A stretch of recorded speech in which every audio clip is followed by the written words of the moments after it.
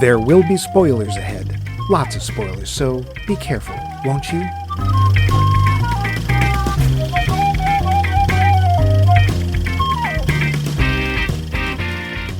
Welcome to this newest episode, Max, Mike, Movies podcast show where the two people Max Mike are the reviewing movies that they are finding to the review best. Oh, the funny they have with the reviewing movies in series such as this week's, because I want to, and liking it. What are the movie that the Max Mike choose for this week reviewing? Why? What else but the Spielberg Steven movie film, Hey, the artificial intelligence, I ask you. This movie is the one where the intelligence is artificial, making it small children all creepy like. But is it? Only one way. Oh, dear gods, I know I was a little short on time this week, but this is the last time I try and get my computer to do the opening of the show for me. Such slop. I thought you never sounded better. Speaking of slop, over there is our host, the one with the twitch in his eye and the spiked club in his hand. Max, your slop is next. Levine, put the nice club down, Max. Smash, Max, smash! Hat, go to sleep. And me, I'm just the other guy. Mike, watch it, bub. Loose. We are indeed looking into the 2001 film AI. Before we do that, we're going to do this. Poll question. The question burning everyone's minds down last week was... Itching, flaking. Puffing. What is your favorite cinematic depiction of a celestial being? Answers? You got them. Jen Ings is up first with, quote, the angels and demons in Good Omens, specifically Crowley and Aziraphale. Yeah. But I'll always love Alan Rickman in Dogma, end quote. Well, Jen, have we got an episode for you? Thanks. Mm-hmm. Speaking of that movie, Jamie Kleinert wrote, quote, Alanis Morissette in Dogma, end quote. I have a feeling that movie is going to be popping up again. I think could be. Yeah, thanks, Jamie. Nick Hoffman replied to Jamie saying, quote, mine as well, end quote. Thanks, Nick. Tyler Stewart sent, quote, most of the cast of Dogma. It was an ensemble, end quote. Told you so. Dark Horse. Yeah. And he's right. Well, thanks, Tyler. Kelly Cooper's answer was, quote, George Burns as God in Oh God, 1977. Oh. Cary Grant as an angel in The Bishop's Wife, 1947. Heard of that, never saw it. I never even heard of it. Paul Bettany as the angel Michael in Legion, 2010, end quote. Ooh, George Burns, Cary Grant, Paul Bettany. Great choices. Thanks, Kelly. And delicious flavors. Brian Mundo said, quote, does the Fifth Element count? Technically, she's the perfect being, so yes. Kinda, Also, Alanis Morissette in Dogma, end quote. Oh, Brian, Fifth Element will always count. Thanks. Yep. Dave to Dave, Dave, Dave, Dave. Dave to Dave, Dave, Dave, Dave. Dave to Dave, Dave, Dave, Dave, Dave, Dave to Dave, Dave, Dave, Dave. Well, that's going to peak. Yep. Dave wrote, quote, Peter Falk, of course, Wings of Desire. I fell asleep last time I watched that movie, but it is very poetic. Or depictions of death, especially the chess scene in The Seventh Seal and the derivatives of that. Is the salmon moose scene familiar? Or a short called The Dove? Note, at first I thought you were talking about the omnipotent space beings like Q or the Vorlons, or maybe something made of marshmallows that can only be stopped by total protonic reversal, or even a giant space turtle, end quote. Wow. I've never seen... Filled with meat. And he's nicely sweet. I've never seen Wings of Desire. Have you seen it? I have, actually. Wim Wenders. Oh, sure, yeah. Yeah, we love the Wim Wenders. Well, actually, he's German. Yeah, that is actually... It's a gorgeous film, but I'm afraid it is a bit of a snooze sometimes. It's very slow. Does he play God in it? Peter Falk plays Peter Falk. But it turns out he's a former angel. Does he ever, at any point during the film, go, yeah, just one more thing? He does not. Oh, well, never mind. Giant space turtle has to be Gamera. Can't think of another one. But, of course. Yeah. I don't know. It might be Great Achuin from the Terry Pratchett books. Oh, that's right. The turtle, the world turtle. Right, could be. But that's a bit more celestial, yeah. But either way works. In any case, thanks, Dave. Yeah. I wonder when his birthday is. Charles Forsyth posted, quote, Alanis Morissette in Dogma was great because not only did it make God a woman, but also Canadian. But my favorite is No Face in Spirited Away, end quote. Ooh, an animated answer on top of all the Dogma call-outs. Well, thanks, Charles. Nice. Well, we got a little letter from our old pal Bill O'Lading. Bill O'Lading. We love them letters. Oh, yes. He wrote, quote, "Vanity, definitely my favorite sin." Oh, yeah. I really love Al Pacino's. Actually, it should have been, "Vanity, definitely my favorite sin." Hoo-ah, hoo-ah, you can't handle the vanity. I really love Al Pacino's depiction of Satan in The Devil's Advocate, 1997. That is a lot of fun. I've never seen it. Keanu Reeves' hotshot small-stakes attorney receives a too-good-to-be-true job offer in the big city, and it is. The temptations that Pacino's disguised Satan provides are earthly: money, sex, power. The law firm he chairs is the embodiment of ambition and moral compromise in modern society, a sharp contrast to traditional depictions for fire, brimstone, et al. It's also normal and also sinister. Evil. Pacino is also expertly cast and excels in portraying the devil as incredibly intelligent, articulate, and charming, using sophisticated persuasion and understanding of human weakness rather than brute force. The final revelation of Satan's nature and his final attempts to tempt Reeves' character into signing the proverbial devil's book and father the Antichrist, and the moving statuary, the music, an eerie setting, it could have all been so hokey, but it's done so well. I absolutely love the final chapter where Reeves seemingly succeeds in rejecting the devil's advances and returns to his boring small-stakes life. But it's revealed the devil is not yet done with him. A restrained performance that gets at the nature of man's fall from grace and its consequences on earth and in hell. The Devil's Advocate gets my vote, end quote. Wow, never seen that one Good either. choice. Yeah. I have seen that. He's right. It's a terrific portrayal of the devil, and it's so creepy because a lot of it is just so mundane. Okay, a little of it's a little obvious. Pacino's character's name is John Milton. Don't get it. No. Really? It's not Shall I hit Dr. you over the head Dracula, harder? at least. It is not. No, and it's not Lou Cipher. Yeah, well, we'll get to that. Thanks, Bill. Yeah. Well, that only leaves the hot hotline, which means another chance for romance for old Max. And here she is. And I gotta put on my white tie, dusting off my tails here. Doris Simple Maya, at least according to Google Translate or whatever. Google Transcribe is amazingly accurate. Yeah, stop panting, Max. Let's listen. Hello, Max Mike Movies. Hi, Max. This is Doris Simple Maya here to answer your poll question for the week, which just happens to be, what is your favorite cinematic depiction of celestial beings? Well, I'm going to go with an oldie but goodie because he is an oldie but goodie. Well, he was an oldie but goodie by the time he left. Anyway, I'm going with George Burns' God in Oh God. Maybe not book 2, but at least Oh God. Because, think about it. What else would God look like but a little old man with glasses and a cigar? He's perfect, and he also has that right sense of humor. I think it's all perfect. That's what the celestial being should be. That is my answer. I hope you guys have a wonderful week, and I look forward to hearing next week's episode. And I'll see you later, Max. Bye. Another vote for old George. Well, thanks, Doris. We always liked it. Wait. The light's still blinking. Hey, it's still going. Yeah, we got a second I wonder one. who that could be. Hello, Max Mike Movies. This is real Julia Roberts giving a little wingy-dingy on the old phone box. Hello especially to Mike. Oh, hello, Mike. Anyway, I wanted to answer this week's poll question. I know it's been a really long time, but a girl's busy here in Hollywood making movies to entertain millions. Anyway, what you wanted to know was, what is my favorite depiction of a celestial being in movies? Well, I'm going to go with that hunkorama Brad Pitt in Meet Joe Black. I believe he's supposed to be deaf in that film, but who cares? Anytime I get to see, Brad Pitt, who's almost as exciting as Mike, well, who wouldn't want to see that? Anyway, that's my answer, and hope it helps you folks out. I'm always listening. This is real Julia Roberts saying goodbye. Wow, my knees are all jelloed. Swoon. Oh, boy. Squee.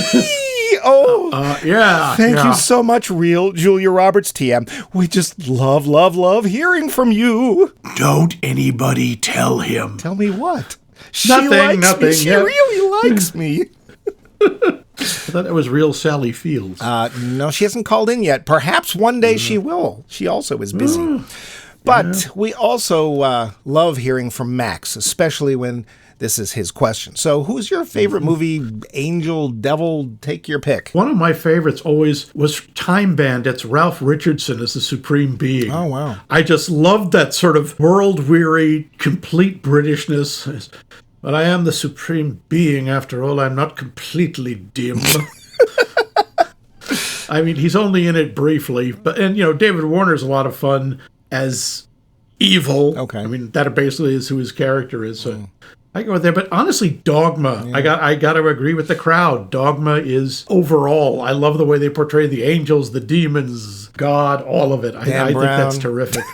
Yep. Thank you, Dan Brown. All the Holy Blood, Holy Grail. Oops, I mean. Sadly, the only thing I've ever seen Ralph Richardson in was Dragon Slayer. Huh. And I thought he was great, but I just never have seen him in anything else. And I guess he's one of those great old British theater actors that did a few movies. Too bad. Oh, yeah. He was one of those, crowd with Olivier and Alec Guinness and all the others. Yeah. But what about you? What's your favorite portrayal of the holy, the unholy, etc.? Well, I got two, and one of them is, to be fair, a TV appearance, and that is the Angel Islington, as played by Peter Capaldi. Oh. That's the first time I ever saw Peter Capaldi, and it's like, oh, he's neat and vaguely frightening, so that's pretty cool. But I also really like Robert De Niro in Angel Heart. He's very quiet and subtle, and they do this one thing that I thought added a lot, which is, I don't know whose idea it was, but he's got these long, pointed fingernails, and they do close-up of his just hands. like claws. Yeah. And he's like, he's picking up, on one point, he's picking up, I think it's onions, and then later, I think he's peeling an apple with one of them, which, get it? Apple? Apple, huh? And this is... Yeah, it's almost as subtle as his name, which is, as I said, Louis Cypher. I think this is literally the film right before Mickey Rourke went out to get his face punched. I think that is. But it's a really neat film. Boy role. It's got, what is it, Lisa Bonet's in it? Yep. Really neat film. I haven't seen it in a long time, but I liked both of those. So, and Dogma. So thanks again for those great answers. They make our show a heck of a lot better. So much so that we're going to ask you to do it again this week. We'd like to know, what movie predicted future events, technology, or persons the best? Could be any event, robot, flying nun, flavor packet, anything. Let us know. Flying nun. One thing I predict is that we're moving on to the next section, which we call... The Facts. The movie this week is AI, Artificial Intelligence, and its budget was $100 million. Take $235 million, which is not a lot, especially for a Spielberg movie. Yeah, didn't triple the money, didn't make money. Guess we won't be getting that franchise. Yeah. Speaking of Spielberg, this movie was not his idea. It was Stanley Kubrick's, and he'd worked on it for 20 years before passing the project on to his buddy Steven, thinking it was really more his cup of tea. You might think that the middle section with the flesh fair and police pursuit were the Kubrick parts and the opening closing bits were Spielberg's, but it's actually the other way around. Supposedly the ending specifically was exactly as Kubrick wanted it. Honestly, really? I was actually that not that... That surprises me. It didn't really... Initially it did, and then later I'm like, yeah, having watched it for the show, I'm not that surprised, so... Yeah. I got a question for you, Max. Do babies have to shave? A question I don't think you saw coming. I did not. Well, Haley Joel did. To make him look more artificial, Osment's exposed skin was shaved every day. Wow. God. Smooth as a baby's backside. Yeah, put that on your resume. I used to shave Haley Joel Osment when he was only 10. Okay. Oh, yeah, I saw that in the credit. Osment shaver. Wrangler. Yeah. Yeah, Osment Wrangler, yeah. John Williams, Spielberg's favorite composer, made music for this film. Some of it so good, Spielberg recut the movie to fit the score. The last 7 minutes is a piano concerto, which kept going after the film stopped. So Stevie Baby re-edited it so he wouldn't have to cut any music. I'm sorry, he doesn't like being called Stevie Baby. What? I don't think I did call him Stevie Baby. Yes, you did. Let's move on. There's a tiny continuity problem in the movie. The World Trade Center appears in the film, as this was made mere months before their collapse. Spielberg decided not to edit them out for the video release, unlike his previous hanky-panky with Close Encounters. Flashlights! You thought they were guns, but they were really flashlights. I thought that was E.T. Yes, it was E.T. I'm sorry. I'm not even going to fix that. The hell with it. That's how real this show is. Mistakes. Yep. We love them. Speaking of it, how dumb are we? We're so dumb. You might wonder why the title of this movie is initials that are then spelled out. Seems that folks didn't get just AI and thought the movie was called A1. What, it's about steak sauce? Seriously, yeah. So they added the second part because we are indeed too stupid. And most people were walking around going, AI, AIO. Most people were not. I'm pretty sure they were. You might not have noticed, but David, the android played by Haley Joel Osment, never blinks. This was the actor's idea, and Spielberg directed the other android actors to follow suit, and they mostly did. Yeah. This movie bears the first writing credit for Steven Spielberg since 1982's Poltergeist. Oh. Yeah. Wow. Apparently he doesn't write much. That New York skyline of the future. It's so recognizable and yet so futuristic. So futuristic that one of the buildings isn't a building. It's a speaker that came with an Apple Mac computer made by Harman Kardon. So there's your shoe. That's a deeper. Give it time. I'm sure that'll be a real thing in the city someday. Yeah. Yes, this entire building is a speaker. Oh, boy. That's like putting cell service on planes. No, thank you. Of all his movie roles, this is Haley Joel Osment's favorite. Really? Yeah. So, what was the pitch for this movie? It's kind of a Blade Runner meets Field of Dreams. No. What? Really. That was the pitch. You're kidding. Nope. I don't see the Field of Dreams part, but yeah. Really? No. Who loved this movie? Roger Ebert, who gave it 3 out of 4 stars, except later he recanted and gave it a full 4 and added it to his list of great movies. So there. Okay. Yeah. Okay. And dear God, so much more. This is a Spielberg movie, so the trivia never ends. But we do. Unless, Max, do you have anything else you want to throw in there? Only one thing. We have a robot shot out of a cannon at one point. He was listed as the comedian. He is voiced by Chris Rock. Yeah. He has one line. Originally, he was supposed to be voiced by Jerry Seinfeld. I think I would actually rather see Jerry Seinfeld get shot out of a cannon. I just can't picture. What are you doing? I'm a robot. Why are you shooting me out of a cannon? What's the deal with the cannon? Yeah. Besides which, let's see. How many black people are in this movie? I'm going to go with 2. And one of them gets to talk, and he gets shot out of a cannon. So, yeah. Yep. But let's get to that plot. It's the future. All the ice caps have melted because of global warming, and all that's left of the U.S. is New Jersey? Figure that one out. Professor Hobby of Cybertronics is talking to his team about their next step in artificial intelligence. Sure, they've made this nifty robot which can feel and react like a real person, but it can't love. But even harder than making a machine love is making a human want to love it back, right? So he sets their team on that goal. Meanwhile, poor Monica and Henry have a young son with a crippling disease that science can't cure. He's kept in cryogenics until, perhaps, someday a cure will be found. But it's been years and Henry worries that Monica can't move on. Just so happens that not only does Henry work for Cybertronics, they choose him to try out their new robot. It's a child named David, and gee, isn't he just as good as their real son? I mean, he walks and talks and everything. Initially, Monica isn't having it. David is creepy. But slowly, he wins her and Henry over.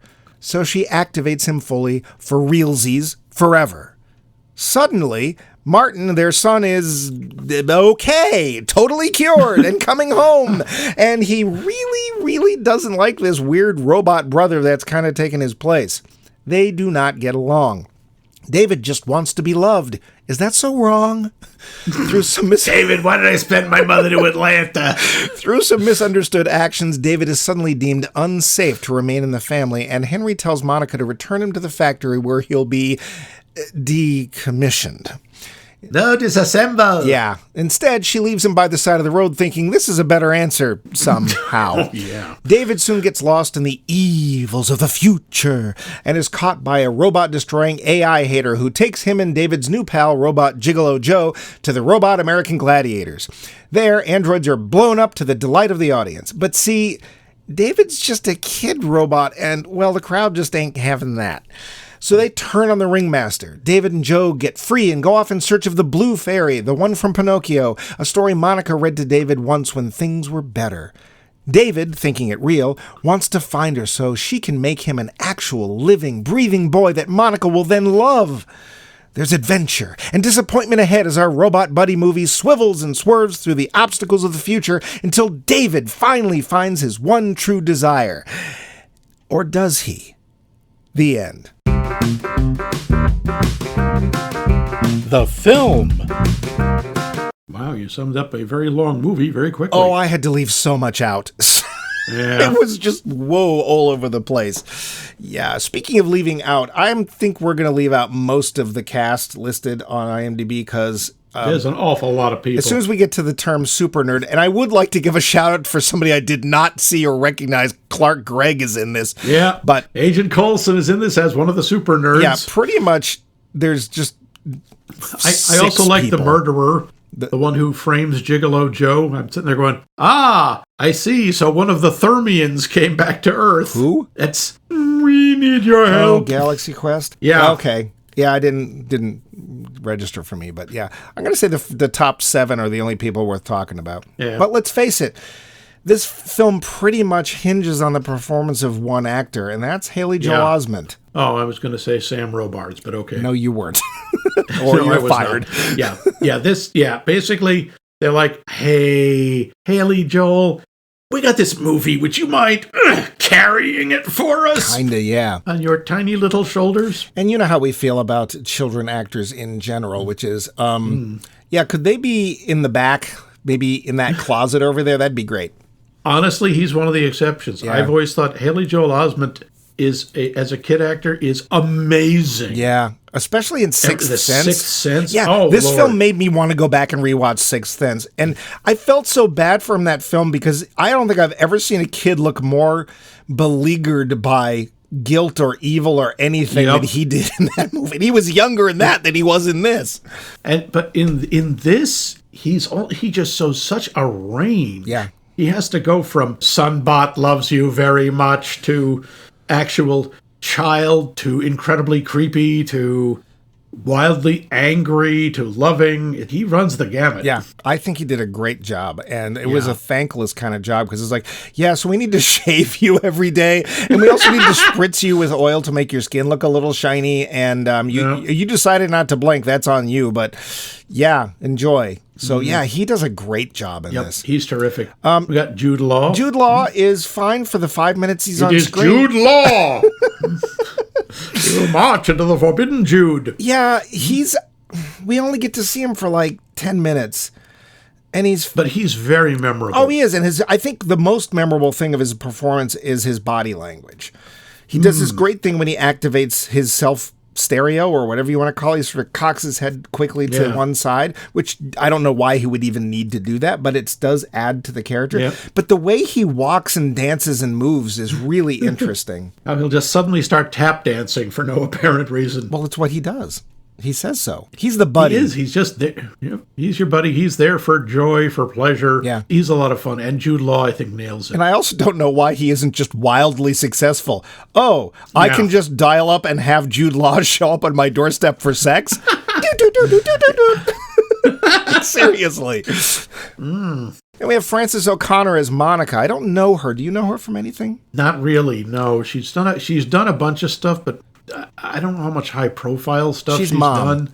I think she does a great job. Mom. She's very troubled. She's very torn because she has this son that they she goes and reads to in his old cryogenics chamber, whether he can hear her or not, we don't know. And it seems early on in the film that he's never coming out. They're like, we don't even know. We don't know what he's got. And they're like, we can't help him. We keep him frozen. He has movie disease. He does have. He has ABC after school special disease. Yeah. And she doesn't want to move on, and the husband, Henry, does. And when he brings home David and, the robot, she is initially just like, I don't even like this idea. Never mind the execution. But you can tell she just needs something. She's got, I don't know, that thing that mothers have where their child was taken away or they, something happened and they just have this affection that needs to go somewhere. The problem is the kid is still alive. Right. So it's not like she can let him go. She still has this crippling, terrible hope. Yeah. And I honestly... she does a good job with it. Especially considered that I don't think creepy is even the word for it. David is weird. Yeah. David is like a fae, he's like a fae child. Yeah, that's actually a really good description. He has a line early in the film. She puts him in bed and he says, I can't sleep, but I can lay quietly and not make a peep. What kind of hell is that? I will now lay here for 8 hours and do nothing. Okay, but... And if you look, I have my eyes open. I think she does a really good job. Yeah. Sam Robards plays Henry, her husband. Yep. Henry, in general, I think he's fine, but he does a 180 awful fast because this is all his idea. Yeah, and he really because he's a company man, and he's like, this is my company. They're putting a lot of trust in me. Get it out, get it out, get it out. Yeah, I mean, he's the one who wants to send it back to the Daisy Hill puppy farm, right? Because yeah. He wants to have him sent upstate to a nice farm where he can run and play with other robots. Yeah, so... Yeah, by the way, I'm sorry, Sam. I'm sure you're fine, but talk about getting a job through your parents. You know who his parents are? No. Oh, God, it's Jason Robards. Jason Robards and Lauren Bacall. They were married? I didn't say that. Ah, wow. Okay. But they were. I think they were married for about 5 minutes. Oh, after old Humphrey died, huh? Well, fine. I don't know him from anything else either, but I think he does fine.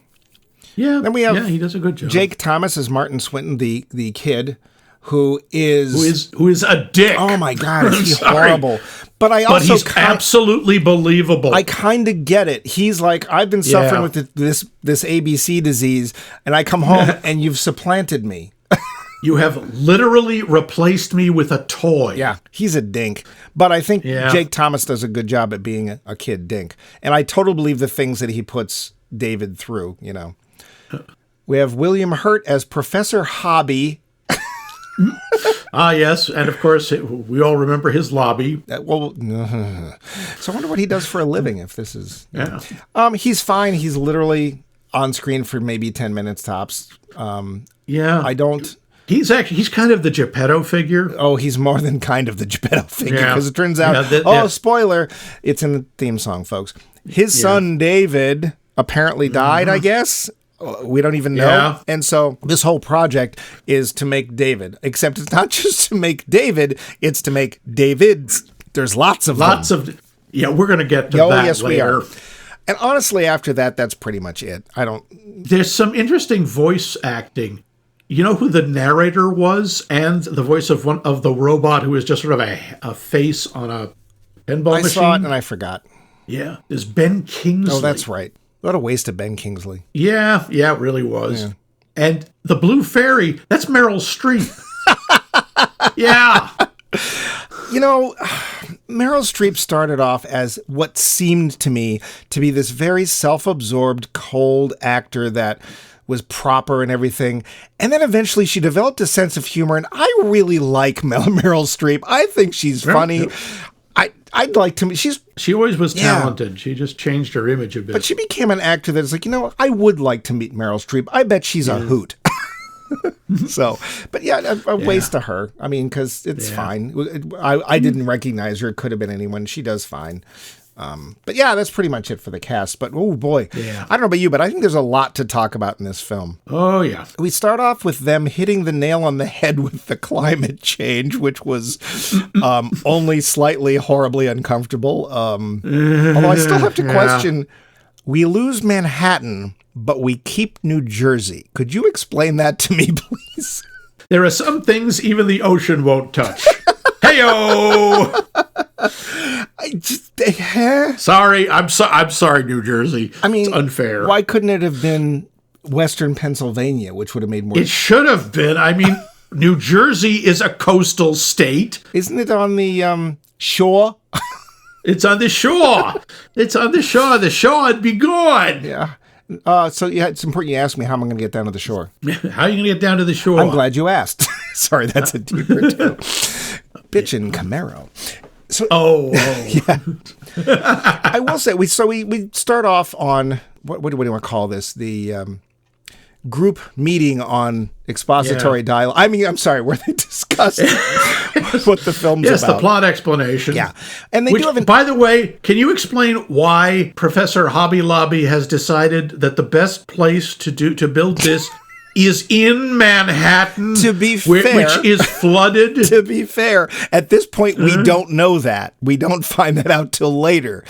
True, and it's like, but still, the property values are cheap. I guess so. I don't know. But they do have a very interesting discussion on how AI is not human, right? Yeah. And they talk about, now I do have an argument to poke back. They say, can you get a human to love them back? Are you kidding? Have you ever heard of Tamagotchi? Oh, Dear God. Are you kidding? Help, real girl dolls or... Yeah, I'm sorry, but it's true. Or those people who marry body pillows. Yeah. There is someone who will fall in love with literally anything. There was an entire reality show about people falling in love with cars.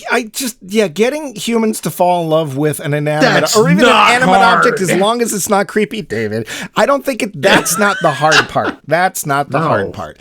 But it isn't. Getting an actual machine to understand and feel love, that to me, I don't understand why they tried to turn that around, but no, I didn't buy that part at all. It's like, again, there are people who are like, people are still using their Tamagotchis. That's still a thing. And that was what, 90s? Haven't they all died by now? But it's like, oh no, it pooped. I have to scoop up the poop or it'll be sad. It's literally a calculator. That's all. It doesn't know anything. It's just aiming emotion faces at you and you're buying it. So yeah, I don't think that. I will say though that discussion did make me stop and ponder what love actually is. And I want to know what love is. I want you to show me. Yeah, but I want to feel what love is. I only like the version by Big Daddy, so. Yeah. And I think that's actually, whenever a film can stop and make you consider something like that, I think that's cool. And there's a number of times when this film does do that. And I did start to think and wonder about that. It's like, okay, not only do you have to literally define it, and yeah, I could look up a dictionary definition, but that's not it. You're trying to describe this to something that has cognitive capabilities but does not understand emotion because there's no purpose for it, right? For them. So I did find that part pretty interesting. Did you at all? Yeah, that was kind of interesting, although it does feel a little Star Trek. What is love? Well, if you got half an hour, I can show you. What is the purpose of love? First, show me kiss. Yes. And then we'll go from there. And he does. There is one episode of Star Trek, and I never caught this. There's one episode of Star Trek where Kirk and the lady are in his quarters. They cut away, and the next scene is Kirk putting his boots on. And I'm like, wow. Yeah. Well, I guess he was knocking them. Yeah. Okay. He was buffing them out. That's it. Yeah. Telling secrets. Yeah. But then Henry manages to convince Monica to give David a try. And they bring him home, Henry brings him home and says, here, wait here. And then we cut away, and then she turns back, and there it is, staring at her. That is so creepy. Everywhere she goes in the house for some period, suddenly there he is, moving silently, just appearing and staring at her. And yet she still decides she wants to put him into bonding mode. That's right. There's this thing where if she reads a bunch of random words like correct horse battery staple, there's a deeper. I don't know that one. Oh, that's from XKCD. It's okay. Explanation of strong passwords. Okay. If they say it, then he will suddenly completely bond to the person who says it. Basically, treat them like a parent. I don't get why she does it. Because almost the whole time she's like, ew. Get this away from me. All I can figure is she gets so desperate and so lonely that she can't help herself. So I want to ask you something real quick before I respond to that. Do you want to talk about the structure of the movie now, or do you want to wait a bit for that? Let's talk about the structure, actually. Yeah. So, as I said in the trivia, chunks of this movie are not like the others. And I initially, when I first saw this film in 2001, 2001, get it? I thought that the weird city parts were the Kubrick parts and the kid and parent parts were the Spielberg parts, and it turns out that that's not the case. It's the other way around. This time around, even though I do trivia second, I don't do it before I watch the movie, I was like, wow, this film just jumped the rails, because we're in this nice house in this nice suburb that somehow doesn't float in New Jersey, and we see the future and we see what people are talking about, blah, blah, blah. Oh, but by the way, flesh fair. What is a flesh fair? Oh, and it's nothing to do with flesh. It's a robot-destroying circus with Mad-Eye Moody in it. Yes, as Brendan Gleeson, as Lord Johnson Johnson. Having a great time, you can tell. Oh, he is having so much fun. Yeah. And it's literally like, oh, we just go around rounding up wandering robots that aren't with anybody because you just have that? You just let them go? They're that cheap that they can just wander around and no one tries to reclaim them? Yeah, because they seem, what's the word? Useful. Yeah, and they look expensive. To be fair, up until a certain point, it also appears like they are following Asimov's 3 rules of robotics, which honestly we really should revisit, because when we're starting to make those things, and Asimov solved this problem 70 years ago, and we're not listening. Yeah, and to be fair, the only one that breaks the rules is David, because even when they're being chased, none of the robots fight back; they just run. But obviously, they don't have the rules because Gigolo Joe is framed for a murder. So obviously it is theoretically possible for a robot to commit murder. Well, we don't know that. We don't know that, that may just, we don't know. They don't bring up the rules. It just, by their actions, it seems like they are, we assume, sensibly following the 3 rules of robotics, which is good. And so there's apparently, everything outside the nice city is, how should I put this, a trailer park. And all a Blade Runner-esque trailer park. Not even that. It's literally just a county fair. And apparently this guy, Brendan Gleeson, flies around in a balloon that it looks like the moon for reasons that I don't understand. But and he chases down robots with folks that are left over from Running Man. And they don't even do it. They don't even make them fight, or they just blow them up or pull them apart or set them on fire. They just break them and pour acid on them. Apparently this is all I could figure is this like some kind of demolition derby? Well, except that there's no competition. It's literally just destroying robots. Yeah, it just seems wasteful. And understandably, the audience is like, that's a kid. You can't destroy a kid, but it's a robot. We don't care. We hate you now. And so there's this whole thing where they have to get away and go find the Blue Fairy, and Gigolo Joe and David have to be together. Oh, I keep forgetting. There's also Teddy. There is Teddy Ruxpin. Bear. Remember Teddy Ruxpin? Yeah, pretty much. It's a sentient toy bear who is basically there as a deus ex ursa. But here's the thing. I actually think of the robots we see, it's the one that makes the most sense. He does. It's a toy, and he's not he has no superpowers. No. He's clearly not terribly intelligent, although he does one thing that's kind of weird, and that's saving the hair. Yeah, but we need that as a plot point. And we're going to get to that part later, too. So we go, the whole middle of the film is this outside world. I'm going to say white trash because if there's any people of color in there, I didn't see them, or they're in the background, they don't get to talk. No, this is a very white movie. As, by the way, I was thinking, wow, this really is a Stanley Kubrick movie. Because he doesn't do movies with people of color. His movies are overwhelmingly white. I want to say one of his earliest films did, and I can't remember what it's called. It's not one that I've seen. It ain't Clockwork Orange. It was a black and white 2001. Film. It was a black and white film. I don't remember. Yeah, it is very heavily white film. I then don't understand, because there's a whole, I guess now we have to have the Lord of the Rings, and they're going off to find the Blue Fairy or whatever. They're off to see the wizard. Yeah, and so they now get picked up by a bunch of teenagers, because teenagers are known for picking up robots, especially one who says, hey, I can get you in with this robot I can get you laid, basically, is what he says. Thankfully, we don't actually see, and why they believe the gigolo, I don't know. But they drive into, honestly, one of the more believable parts of the movie, which is Whore Town. Yes, Rouge City, or as I thought of it, Moulin Rouge City. Yeah, and it is the, gambling center. It is the where you, pick up your nice robot whores and stuff. And quite honestly, we already know this is a thing. That people are making robots so you can have sex with them because that's what technology does.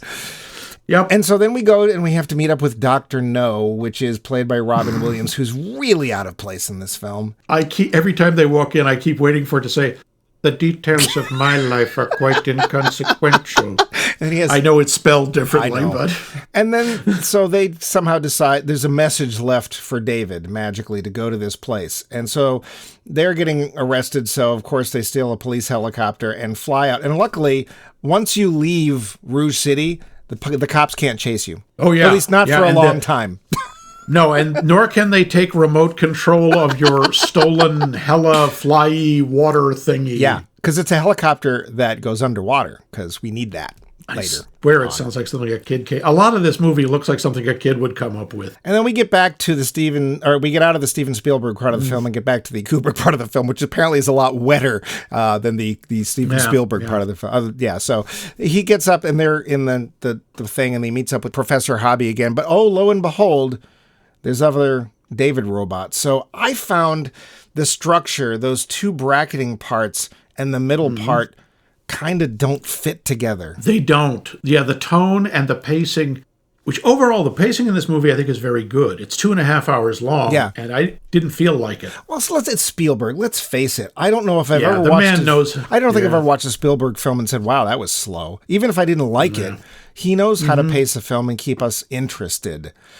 Yep. And that was one of the other problems I had with the film, is that this film brings up some really interesting questions. And then it just lets itself get distracted and not deal with them at all. Yeah. I mean, Joe, oddly enough, is the one who throws all these wild, high-minded concepts around. Yeah. They made us too smart, too quick, and too many. It's like, wait, what? Talk more about that. What are you talking about? Is this The Matrix, which came out a couple of years before? Are we worried that, the robots are going to take... No, okay, never mind. Fine. More scenes of Haley Joel Osment. Well, I wish there had been, because I think that his interaction and the dichotomy of real Martin versus David and the family and how he is developing, because it takes time, I think that should have been more explored. And this weird... white trash, running man, super future. I really expected Richard Dawson to come popping out at some point, right? I wish we had seen more of that, because the whole question is, can we produce an AI, a robot, that understands human emotions? The more important question is, why are we doing this? Well, they explained, because the population's been decimated. Oh, there aren't that many people left, and resources are low, and they need something that doesn't... They need workers that don't eat, I guess. Are the resources low? Because... Yeah, I gotta say, there's an awful lot of foliage around there for... Well, look at Rouge City. It's not like every other store isn't some sort of restaurant or something. No. So that part doesn't fit the opening narration. I'm going to go right out on a limb and say, you know what? The whole thing with the global warming and stuff, don't need it. Not important. Doesn't add anything to the film. What do you think? Yeah, I think that's right. Although it does explain the new ice age that hits, 5 minutes later. Well, we're going to get to that part. The thing to me seems to be the focus of the film should have been the comparison of artificial intelligence, fake humans, to real humans.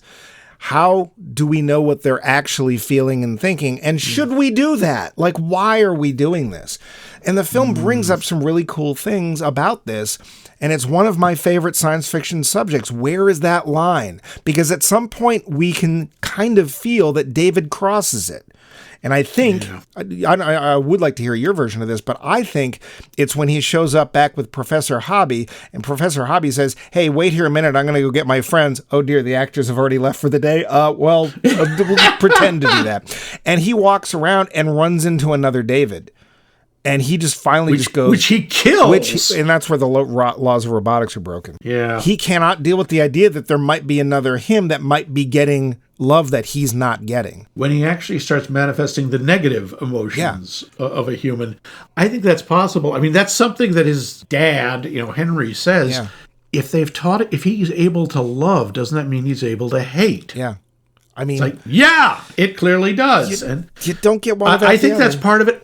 Honestly, I think the way the movie is structured and the way I think I think you're right. I think that's where he crosses the line. But I think the idea with the movie, at least as far as Hobby Lobby thinks, is when he decides to embark on the quest at all. When he decides, it's a hero's journey. Yeah. When he decides to find the blue fairy. Yeah. And that's because, as he says, you took a dream and you didn't want it to make it real, and that is one of the defining aspects of humanity, is to first off is to dream, and then to believe they can make that dream a reality. Well, they even say in the beginning that one of their goals is to make the robot dream. Yeah, which I don't. Then it know doesn't why. sleep. But that I don't understand. Yeah. Well, and we don't even know why we dream necessarily, but it's. No, I think it's because we have to reboot. That's how we reboot, right? Because we're having problems. Turn us off, turn us back on. We're fine. Yep.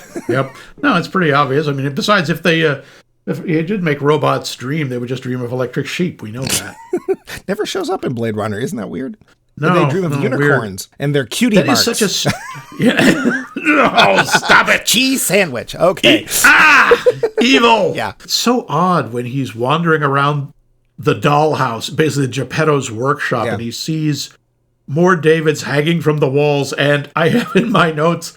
Dave in a box. Put Boxo Dave right out of business. Yeah, because for some reason, one of them starts moving for no reason. Yeah, no reason at all. Doesn't make sense. No. I don't know. I also have a question about that whole thing. If David's based on Professor Hobby's son, we assume he's dead because there's a photo of him looking like Haley Joel Osment on the desk, and they never talk about it, but we guess. Yeah. Why didn't he test out David first? They couldn't afford William Hurt for that long? I don't know, but it's also, is that really the answer you want, is to make a robot of your son and then make him available for everybody? See, I do understand why he would give it to someone else, because he's trying to do research. He's trying to come at this scientifically, and he's emotionally compromised. What would it do to him to have this robo-son that looks exactly like his original son? Yeah.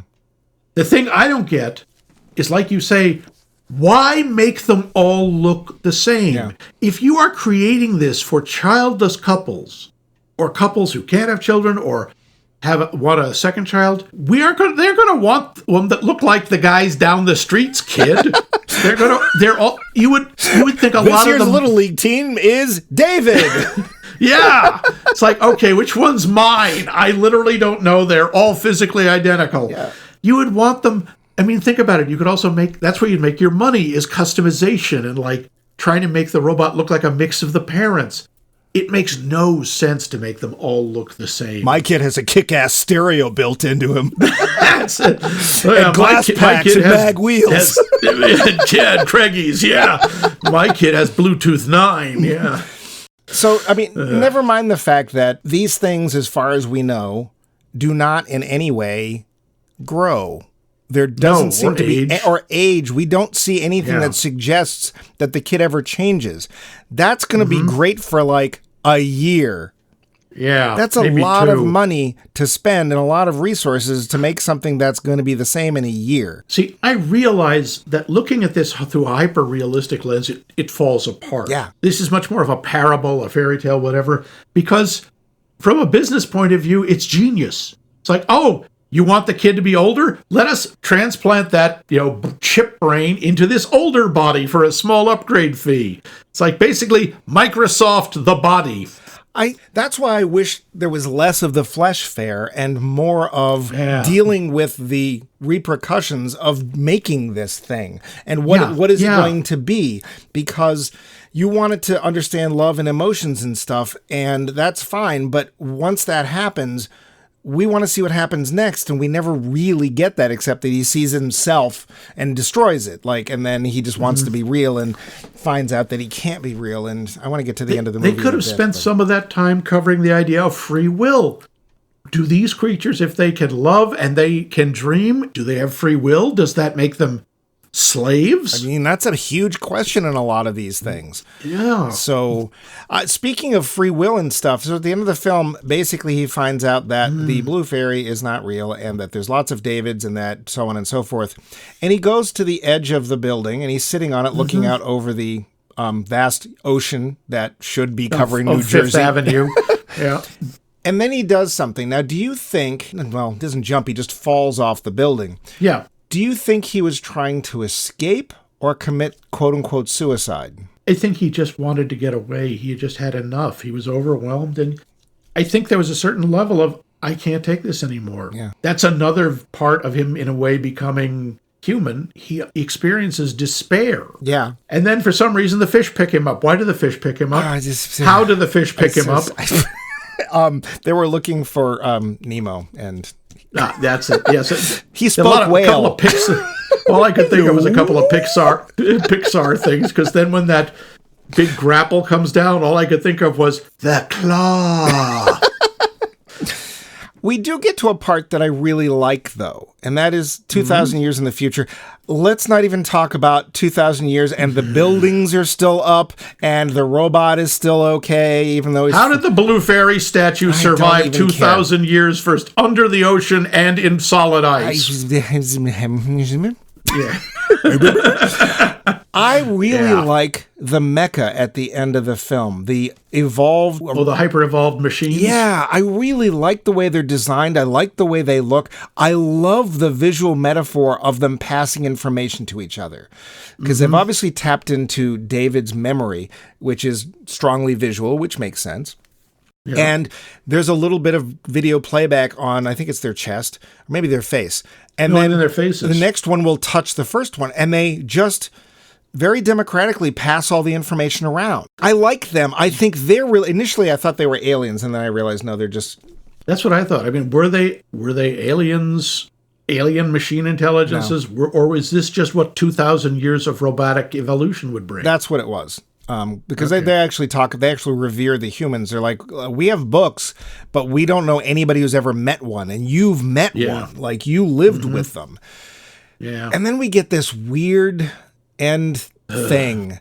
And David's wish, quite honestly, is just too complicated. Okay, I want you to bring back Monica. Well, it turns out we can do that with a certain set of circumstances, but oh no, even though we can pull all their memories out of a hair and bring them back, somehow when they go to sleep, they die. It's very sad. It's only... I wish they had gone a little bit more into... He tries to explain it. He says it's that DNA or whatever, life itself is actually part of the space-time continuum, and if a life is over, it can't fit back into it, but... We don't need it. It sounds too much like Star Trek technobabble, and also, I am sorry, I know this is nitpicking. There is no DNA in hair. It's in the follicle. They did that in Star Trek Next Generation once, and they were very careful to go, look, follicles, live cells, because they knew that... Yeah. Yeah, because here it's a piece he cut off from the end of her hair, a lock of her hair. There's no follicle. There physically can't be. There's no DNA. No. Well, Max, as you know, during certain times of the year, follicles are migratory. They are. Are you suggesting follicles migrate? So it's like a swallow brought it to the end of the hair. And Teddy, of course, took the hair, and that's not from a whole thing. I'm not even going to go into that. Yeah, honestly, what should have happened is, I think, David. They say, David, what do you wish? And we'll do our best. And David says, I want Monica to come back. We can't do that. But what can we do? If David had said, if I could just have one perfect day with Monica, that would be enough. And they give him that. And if they're really kind after that, they basically turn him off. Yeah, well, that's the suggestion. I mean, that whole, he went to the place where dreams are born. Sure. Is that death? I don't know. I assume. Somehow you can reboot him after 2,000 years. And then they leave Teddy all alone. I know, that was my last note. It's like, Teddy! And he's just sitting there going... crap. You all don't need toys, do you? I'm hoping maybe they can upgrade him or make him a super bear or something. And I'm amazed that they actually did a Teddy thing, because that's not that far from when Teddy Ruxpin come out. And I got to tell you, my niece had one. Teddy Ruxpin was creepy. He's worse. He's like a Teddy Ruxpin and a Furby combined. And I get it, and I understand why he's there, but that was just mean. Yeah. Oh, yeah, so you are no account. Go away. So, yeah, they made this, the whole DNA thing unnecessary, not needed. No. There's a bunch of junk in this film like that that's like, stick to their central core idea, because you're doing some really interesting things. Visually, the film is very cool in a lot of places. Oh, yeah. Rouge City is really neat looking, and... It is. The robots are really interesting designs. Yeah. They're very well done. Yeah. Given this was, 25 years ago... Yeah. The effects are remarkable, especially, David talking to himself. Yeah. I think that there's a lot of stuff we should be thinking about. In fact, what we should be thinking about is whether we actually think, with all of the stuff that goes against it, do we think the movie works or not? Because it is 55 minutes in, so let's get to that part. The finish. So, Max. Yo. Did you see AI when it came out?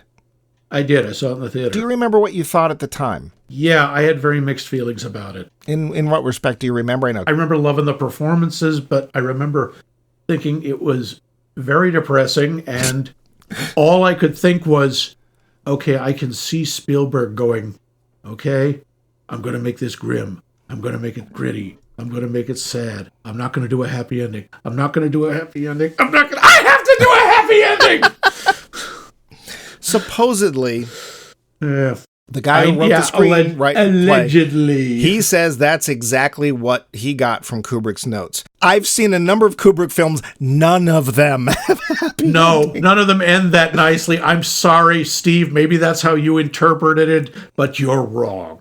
Kubrick would never have done. He doesn't do nice endings. No. They can be satisfying. They can be, justified. He doesn't do fairy tales. No.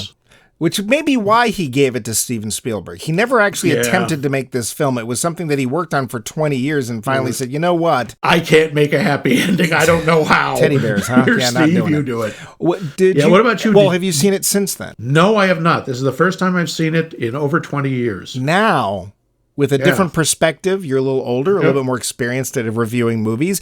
Maybe like Roger Ebert, you're going to give it that extra star. What do you think, Max? I think it's a mixed bag. I still do. I think it's interesting. I think the visuals are really good. I think the performances are really good, most of them. Robin Williams had no business being in there. No. But overall, I think it's too disparate. I think you're right. The parts don't fit together well. Yeah. Honestly, I also think the movie should have ended with him sitting in the helicopter underwater staring at the statue of the Blue Fairy. Probably. I thought that's where it should have stopped. Yeah. In fact, I think that's honestly what Kubrick would have done. Yeah. Yeah, it said that the ending was what Kubrick wanted. It didn't say that Steven didn't tack something on after that. Yeah. But, yeah. Would you recommend it at all? Yes, because as a piece of filmmaking, it's fascinating.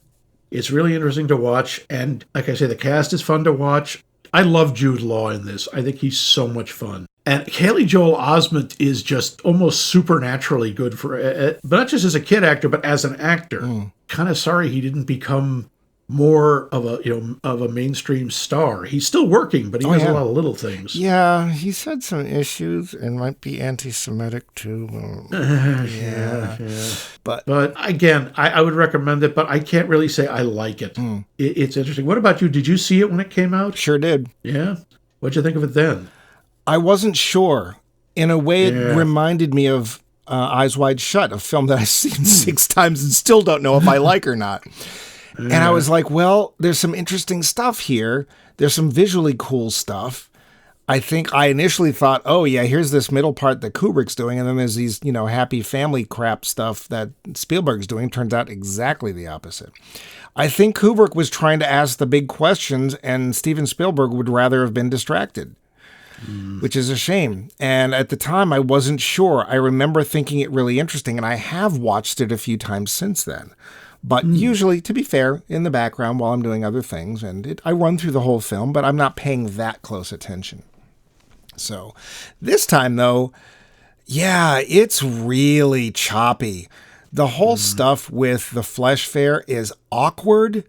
It doesn't really have a point, except I swear, and I haven't timed it, but like there's a lot of Hollywood scripts are timed to have their points of anguish or flux literally a certain period of time into the script, and I can't help but wonder if that's what that was there for. Maybe. Conflict. It's just like, yeah, and it just was like, this is a whole section of society you're throwing into the mix and diluting some really interesting stuff that you brought up. And I would rather have stayed dealing with that. I would rather have seen society that was connected to this family that seems to have lived on an island somewhere and didn't talk to anybody. You know, because do they have friends, neighbors? We don't know. They go out? Will we see them go out once? They have a really cool car. I loved the future car. The future car was neat. The future car was very nice, yeah. But it's like, that's what's important, not all this other flashy stuff. It's the societal, are they accepting the robots? Are they not? Do they want this? Why do we want this? Can it succeed? Should it succeed? How do we know when it succeeds? Hopefully better than when the one robot kills the other one by smacking its head off. That's more interesting, and I really wish that the film had stayed with that. And some of it, I have to say, is really hitting you over the head. Oh, literally. I mean, you or David. That poem they keep using, Come Human Child. You know what that is? It's a William Butler Yeats poem called The Stolen Child. Oh. And it's about fairies taking away a child because the world is too filled with weeping. The world is too cruel. We're going to take you to live with us in fairyland. Well, apparently the film is too weeping, so. Yeah. I don't know if I recommend it because it's so uneven. There's so many interesting questions it's trying to bring up and make us think about. I almost want to recommend it just for that. But honestly, the speech we get from Rutger Hauer at the end of Blade Runner does so much more towards that question than this entire film that I think I'm going to have to say no, give it a pass. Oh, okay. Because that's fair. Yeah. But you know what you shouldn't give a pass? That's our poll question. Very nice. It's so rare that I get one of those. We'd like to know what movie predicted future events, technology, or people the best. Any event, robot, flying nun, flavor packet, whatever. You don't have to But Mike, how can they tell us? Just about to say, you don't have to predict anything. You can go to our website, maxmikemovies.com. There you can see that we have all the episodes laid out. You can search for a movie to see if we have actually covered it or not. You can leave comments. You can talk to Vince. You can talk to Cheeseboy, whoever else leaves comments there. Let us know the answer to this or give us information, feedback about the show. You could also email us at maxmikemovies.com. That's our email address. Same thing. If you want to find us on social media, we are on Facebook, Blue Sky, and Mastodon, Max Mike Movies. And of course, looking for a podcast app, we're on there too, Max Mike Movies. But we are just getting started. We've only had 2 movies in this series so far. Max, what's going to be movie number 3? Well, you know how we keep having Jude Law keep saying, I'm in bad trouble? Is he? That made me think of Big Trouble. What kind of big trouble? Well, the kind you find in Little China. What? Wait, yep, we really haven't covered Big Trouble in Little China? We have never done Big Trouble in Little China, and I want to, because if nothing else, it's fun, and I need fun after this movie. Yeah, no, I'm looking at the notes. We've done Big Chill, Big Lebowski, Big Sleep, but not Big Trouble in Little China. Well, next week we will. Next week, yes, we Big will. Trouble in Little China.